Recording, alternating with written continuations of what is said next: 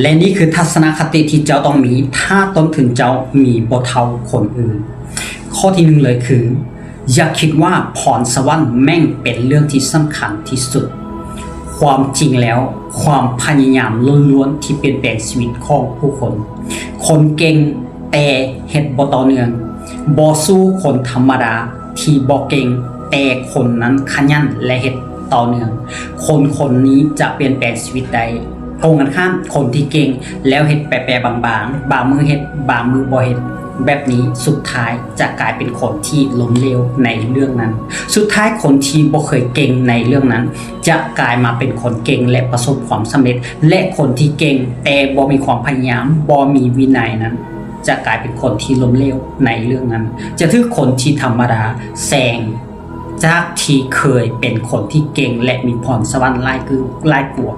กับกลายไปอยู่ห้างแถวเพราะฉะนั้นนี่คือทัศนคติแรกที่เจ้าต้องมี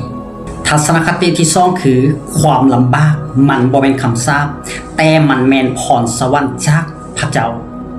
ยิ่งเจ้าเจอความลำบากเท่าใดยิ่งเจ้าเจอความยากเท่าใดถ้าเจ้าบ่แลนนี่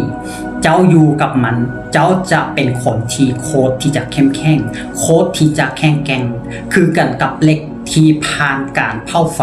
ผ่านการทุบการตียิ่งผ่านการเผาการทุบการตีหลายครั้งซ้ำได้เหล็กนั้นจะกลายเป็นเหล็กกาและมีราคาแพงหลายซ้ำนั้น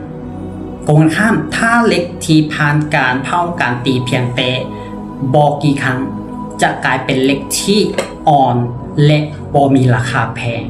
คนเฮาคือกันถ้าผ่านอุปสรรคผ่านความยากลำบากมาหลายเท่าใด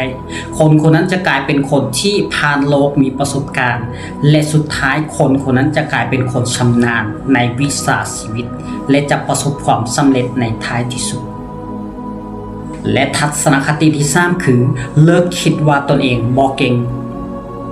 บ่มีไผเก่งมาแต่เกิดเพราะความเก่งมันกำเนิดมาจากการเรียนรู้และลงมือทำถ้ามื้อนี้เจ้าบ่เก่งเจ้าเพียงแต่เรียนรู้ถ้ามื้อนี้เจ้าบ่เป็นเจ้าเพียงแต่เพียรพยายามในการศึกษาในเรื่องนั้นๆสุดท้ายเจ้าจะกลายเป็นคนเก่งนักกีฬาที่เตะบาสเป็นแชมป์ระดับโลกที่มีค่าตัวสูงที่สุดเกิดมาบ่เคยเตะบาสและบ่ฮู้แม้กระทั่งว่าประเภทกีฬาบาสเตะมันมีกฎกติกาอะไรนักมวยที่มีชื่อเสียงระดับโลกที่ร่ำรวยที่เก่งที่สุดบ่มีไผที่จะสามารถน็อกเอาท์ในไฟต์ใดไฟต์หนึ่งใดลาวบ่เคยเก่งมาก่อนและทุกๆอาชีพคือกันเป็นแบบนี้เพราะฉะนั้นอย่าตัดสินว่าเจ้าบ่เก่งเพียงแต่เจ้าเปิดโอกาสให้ตัวเองได้เรียนรู้ได้